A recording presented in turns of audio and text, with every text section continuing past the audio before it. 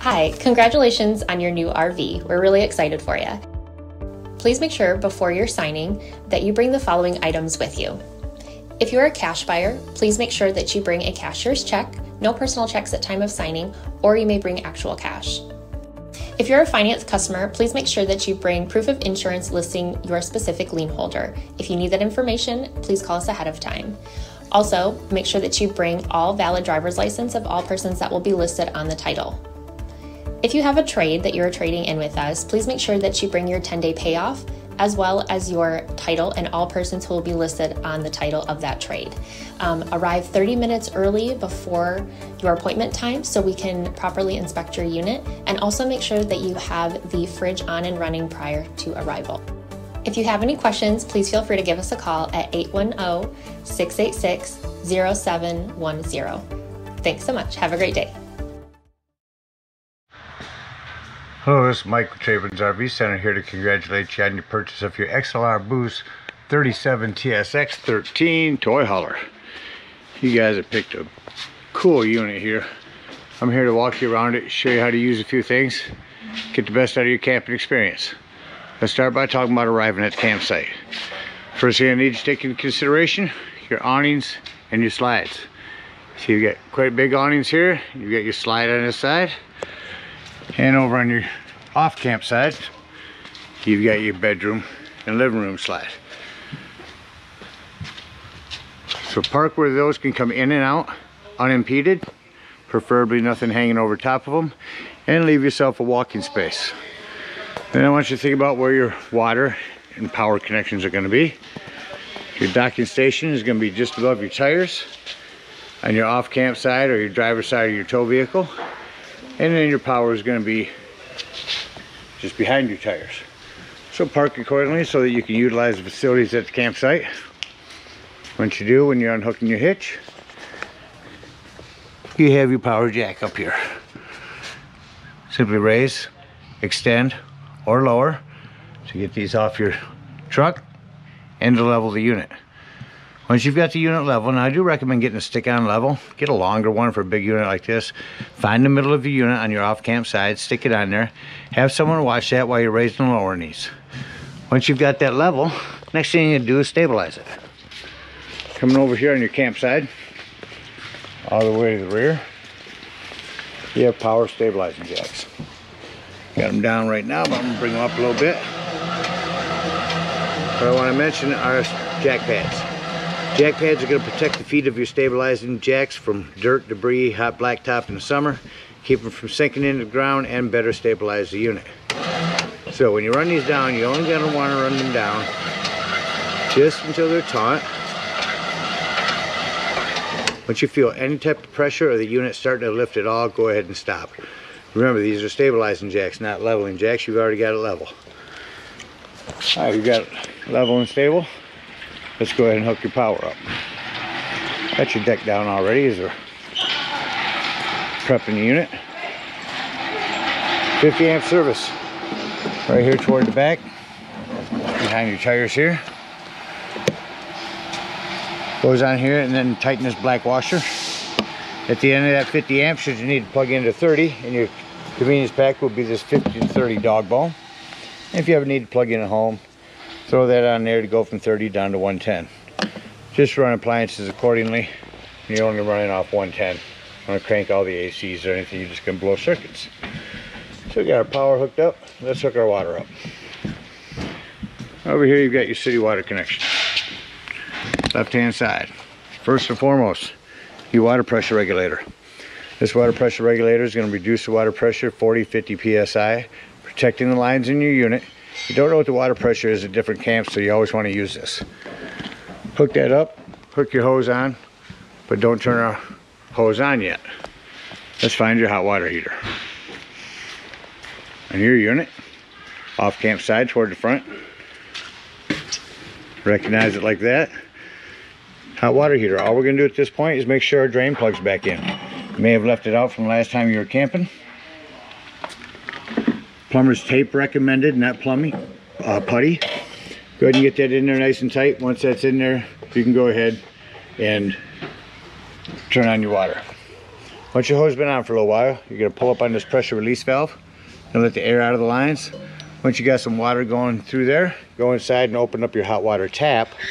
When water's flowing out of there, you know this is full. It won't be hot yet, but you know your hot water heater is full and you can turn it on from inside. Electric element down here, set that to off. The only time you ever want to turn this on down here is if you're hooked up to 110. Turn it on here as well as indoors. Hot water heater's not working. Come out here and look. These bubbles may be up. Let's go ahead and press that back in. There you are, a reset button. Now let's say we're going to go camping and we're not going to use city water. We're going to use potable water. Well, here's the fresh water connection. Plug your hose in here. Treat your hot water heater the same way. Fill everything the same way. Just remember, when using fresh water, potable water is when you're going to want to turn on your water pump. Don't use your water pump when hooked up to city water. It's already pressurized. Well, that about gets you hooked up to camp. Let's go ahead and walk you around the rest of the outside of the unit. City water connect, cable and satellite hookup, fresh water connect. Here's your black tank flush, your outdoor shower. Your fresh water drain is this white handle right back down underneath there. Pull that to drain your potable water. Your sewage outlet. Your power. There's a vent up there you can hand push out to vent your garage. Here's your fueling station. Dispenser station. Locked in here is your hose. To get this ladder to come out, pull these cotter pins and this will shift out. Go up and check your roof. Check your seams, caulk as needed. You got your deck out right now. As they're cleaning inside, so when I put it away, you'll just reverse the process to bring it back down. To make it a ramp, you'll just simply remove these cotter pins and remove the cables. Pull your deck to the side and that'll become a ramp. Another hand vent you can push from indoors to vent your garage. Again, your stabilizing jacks. Outdoor speakers. Leash latch. Put the pet on there. It says prep for a TV. You can mount a TV here. Here's your cable and 110. Or use your 110 for a camping table out here. There's your other awning. Here's your back awning. Nice solid steps. Show you how to close them up when we leave the campsite. Your other outdoor speaker. Table you can take outside in your big pass-through storage. Here's your propane. One on each side. Down below your propane here is a quick connect LP and your spare tire. There's a manual crank right down there. There's a manual crank to bring down your spare tire. Up front here, this is all prepped for a generator. Again, your docking light. Show you that. Your blue lights here. And your battery. Check your terminals every now and then. Make sure them haven't wiggled loose over time. Come around your off campsite here. It's just a hole for another propane. Here's your other propane tank. And your pass-through storage. That brings us back around to your hot water heater and black tank flush. Well, that about covers everything on the outside. Let's take a look on the inside.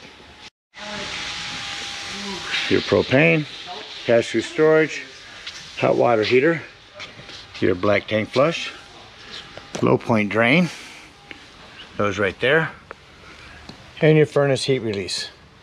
If you're running your furnace, steer clear of that. It'll get rather warm. That about covers everything on the outside. Let's go take a look on the inside. Alright, so coming up inside your unit, first thing I'd like to point out is the fire extinguisher. Make sure that you and everyone that's camping with you knows that the fire extinguisher is located at the entry doorway in case of an emergency.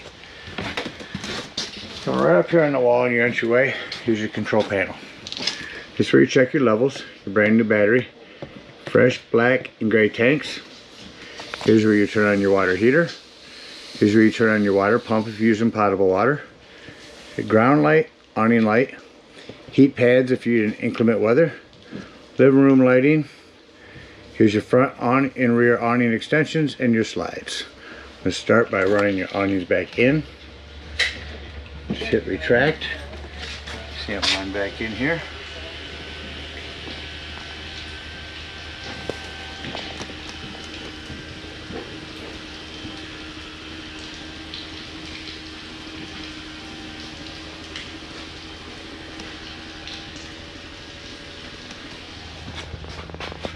When extending them, you only want to extend them out until the flap falls down to 90 degrees like they were setting at. And then we'll retract your rear one, which you can see come in from here.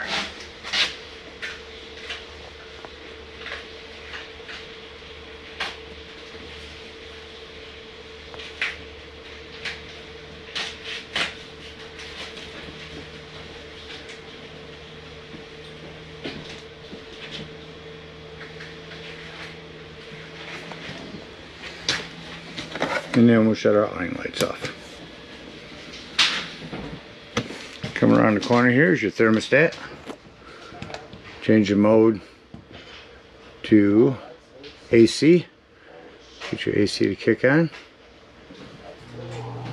Have that kicked on.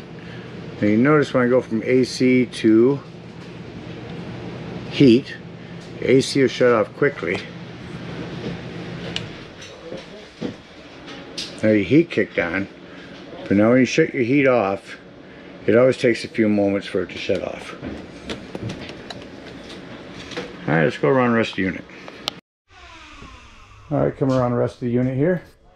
Your television with the remote. Let's turn it on. Turn on your fireplace. You're not just for looks anymore. If it's cold in the morning or evening, we got the heat cranked up on here on high. Instead of using up your gas, if you're plugged in somewhere, shut that off. If you're plugged in somewhere, instead of using up your gas to warm it up in here, crank this up and use their electricity to heat your unit up. Next to your fireplace on the floor down here is your 12-volt carbon monoxide detector. Now the reason I mentioned this 12 volt, it's always running off your battery.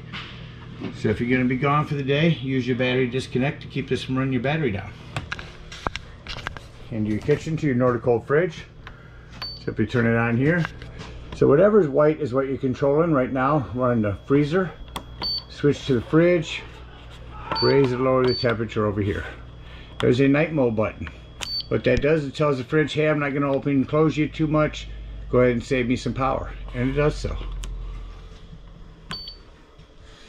Coming over to your self-explanatory microwave.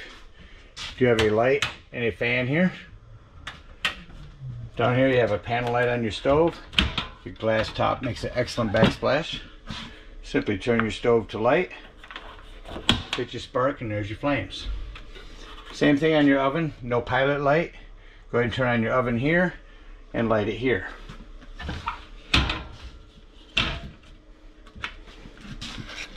Your island, your plumbing to maintain, just keep an eye on it as you would at home. You are bouncing a house down the road and things can wiggle loose.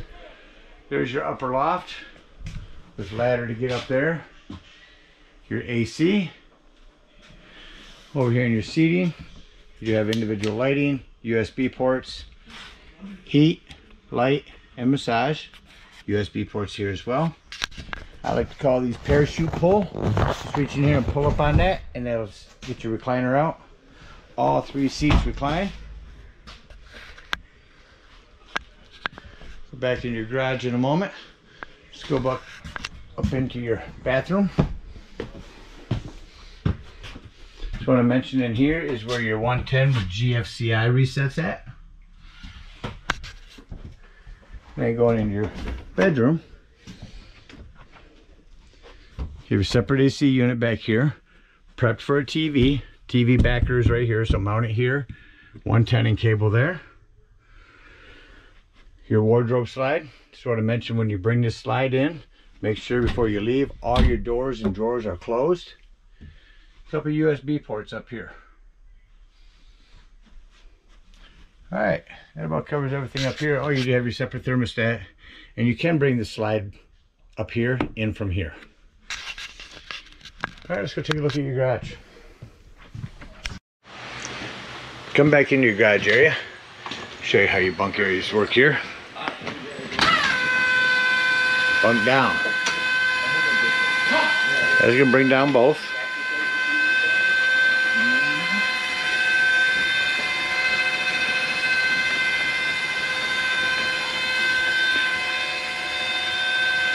You can see that your top bed is gonna stop.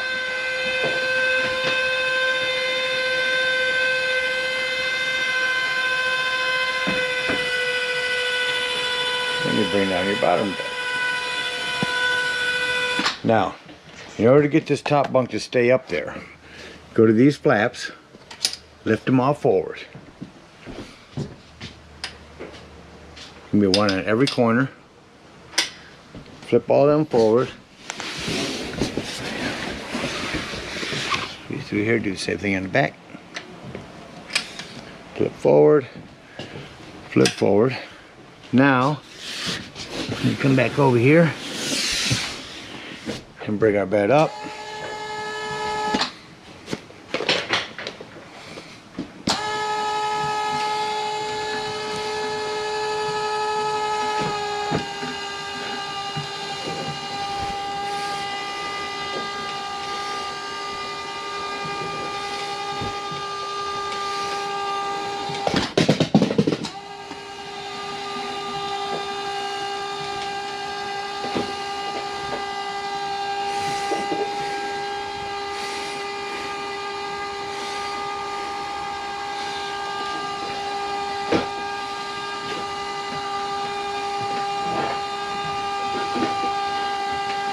You're going to hear these lock. So now when you bring it down, your top bunk stays up and your bottom come down. I'm going to run that down real quick. Alright, closing up our deck. Simply lift up on this handle. On the corners here. Same thing, this will release this here. This will come in a little angle. I'll show you when you're setting this up. Bring this in kind of bent. Hook that in there and then open your door and that'll lock that in. To close it, get that unhooked, move that, swing this whole thing around, wheel that up inside, lift this one, have a little lock up here to undo. Same thing over here. You have to push in on that to get that unhooked. And this will close behind the other one. We'll go inside and do that.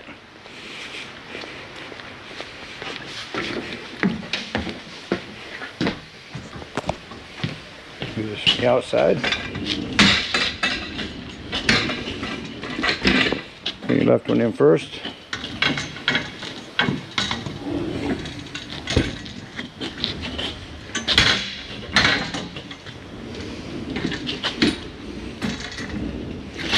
This one, and then Velcro all those together.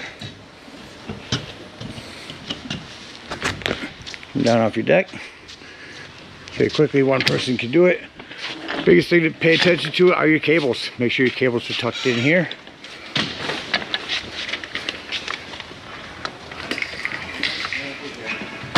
Tucked in on the other side.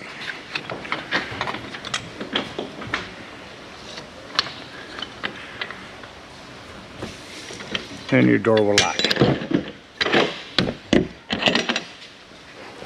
You have a light back here and your backup camera prep.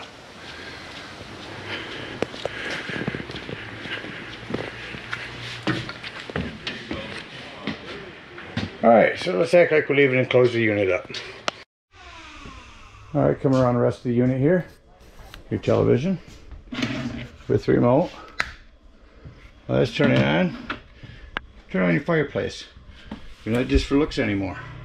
If it's cold in the morning or evening, we got the heat cranked up on here on high. Instead of using up your gas, if you're plugged in somewhere, shut that off.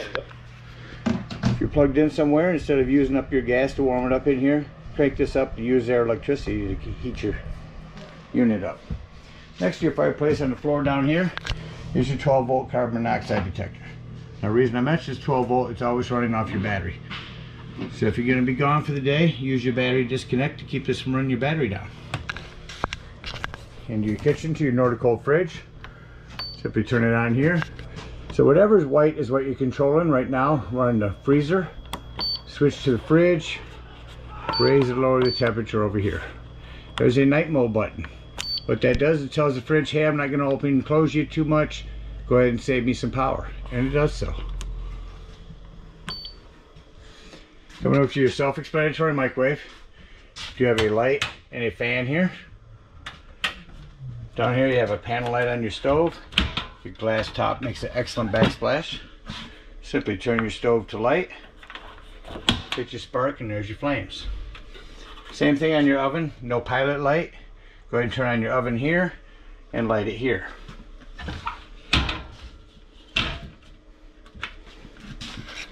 Your island, your plumbing to maintain, just keep an eye on it as you would at home. You are bouncing a house down the road and things can wiggle loose.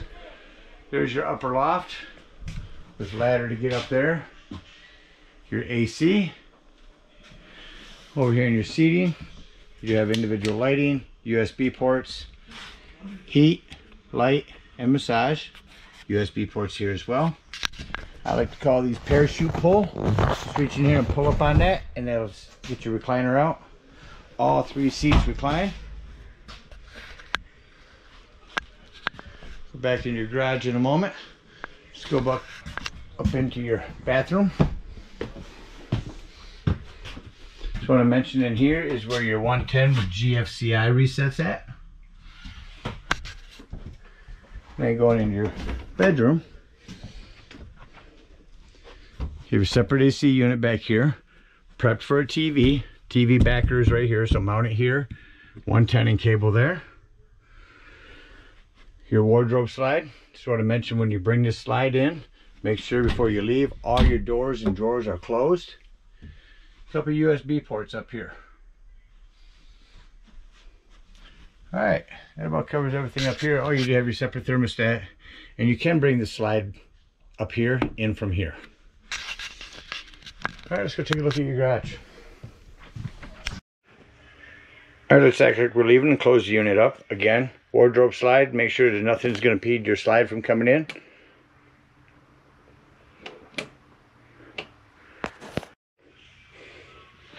So we'll run this in from up here so you can see it come in. See the importance of having those drawers closed and doors closed up there as well.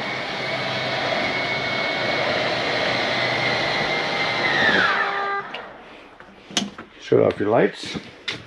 And down here, I went through the unit and shut off all the lights except for what can be controlled by the living room light. Slide in. This would be our living room.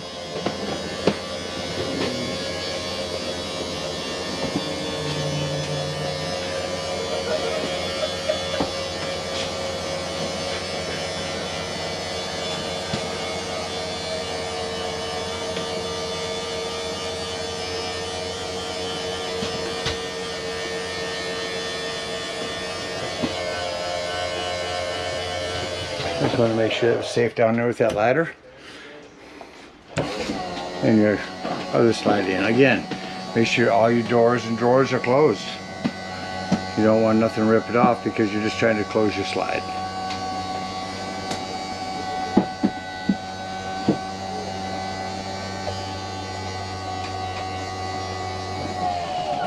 So slides in, shut off our interior lights, come out.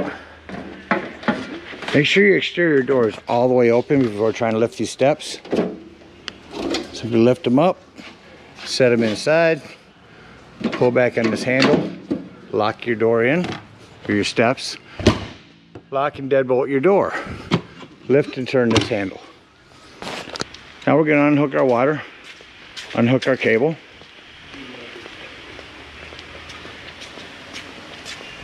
Bring up all of our stabilizing jacks, our rear stabilizing jacks.